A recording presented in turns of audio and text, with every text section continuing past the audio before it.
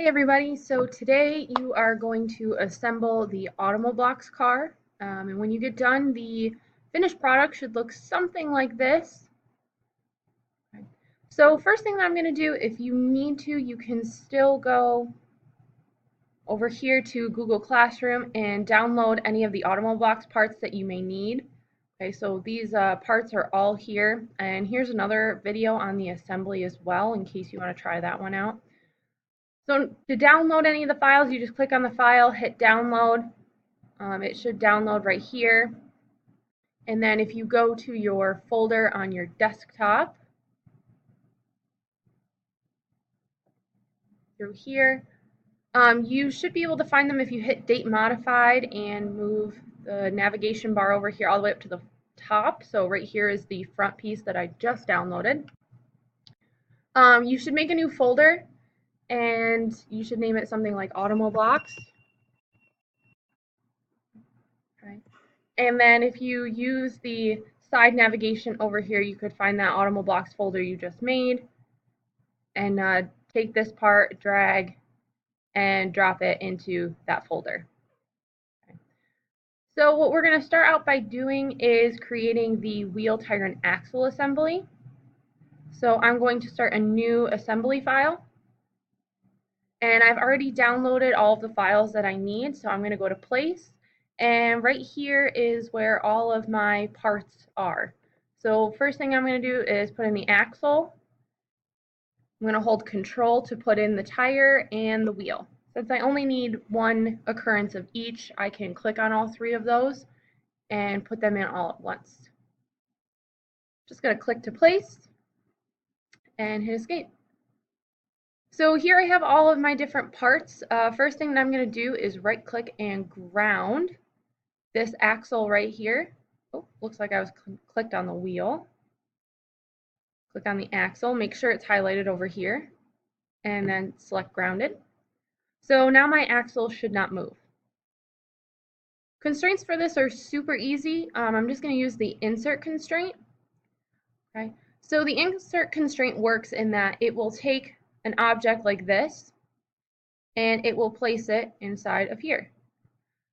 With this one, I want to make sure that I'm clicking the correct side. So if I do something like that versus that, notice that the wheel doesn't quite go on the way that I need it to.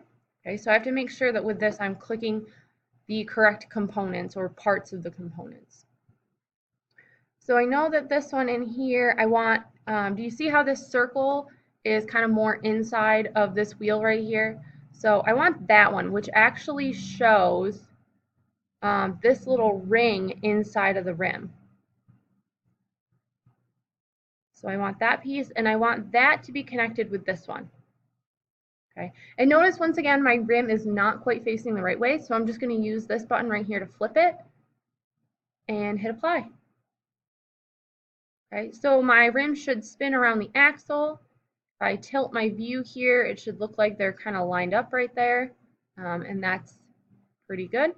I can also use that insert constraint to insert the tire onto the rim. So I'm going to choose this outer front part of the rim right there, and I'm going to choose this inner part of the tire right there. And once again, I'm just going to use that aligned button or opposed, and I'm just going to actually align it and hit apply.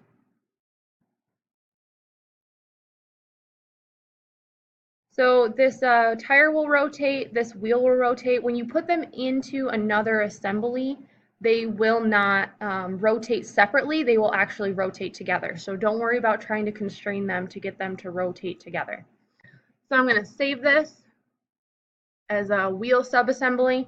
Okay, and then I'm going to hit save.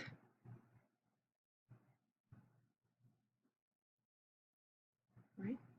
So according to the handout, the next one that I'm going to do is a second subassembly.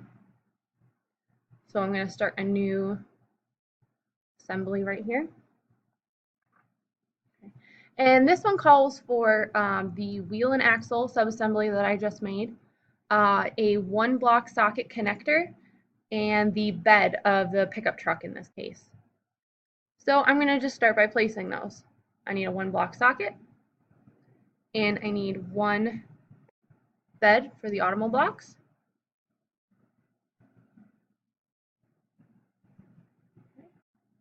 And then I'm going to place the wheel assembly, the wheel sub-assembly, and I'm just going to click to place 2 of those in there.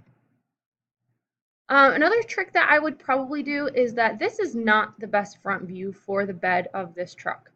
So what I would do is I would orientate that the way that I would like it to actually be. So I would like this one to be my front view. I'm going to right click, set current view as front. Okay, so this is now my front view. Okay, this one would now be my top view.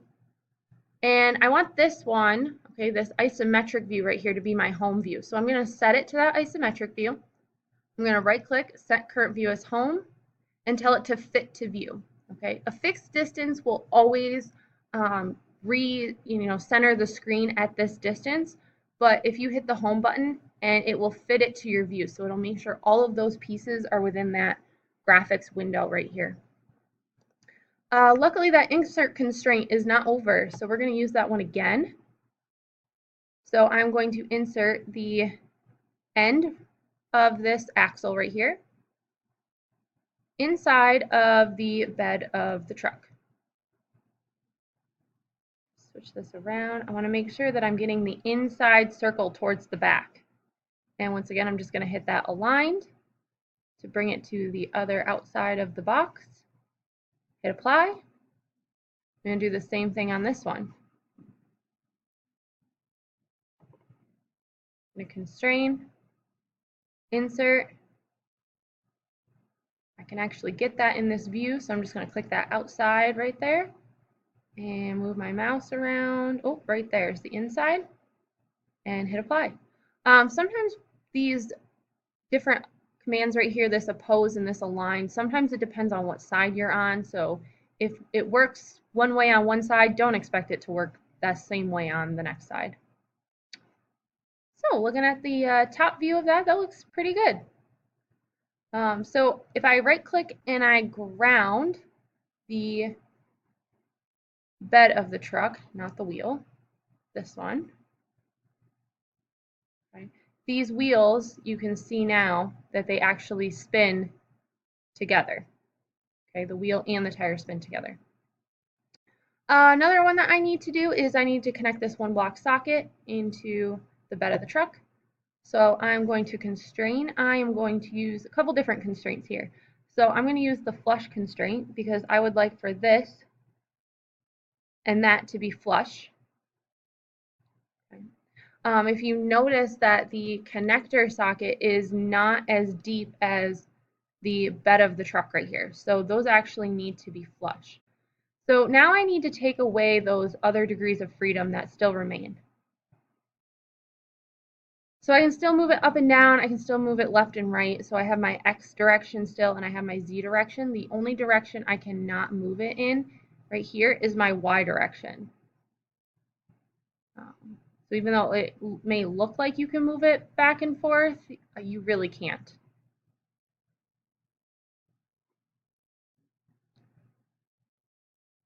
So an easy way to constrain this would be to do the mate constraint. So I'm going to mate this surface with this surface right here. And then I am also going to mate this top edge with this top edge in there. Hit apply. And that should be all that you need for that sub-assembly. So I'm going to save. I'm going to actually save this one as sub-assembly 1. You can save it as bed assembly or something else that helps remind you as to what it is, but I'm going to use sub-assembly 1. Make sure that I save it in the correct folder. It needs to be in the folder with the rest of the part files. You're just not going to see the part files in here because it's only going to show you those assembly files. So I'm going to hit save, yes to all, save all of them, okay, and okay. Right. So in the next video, I will show you how to do the other two sub-assemblies.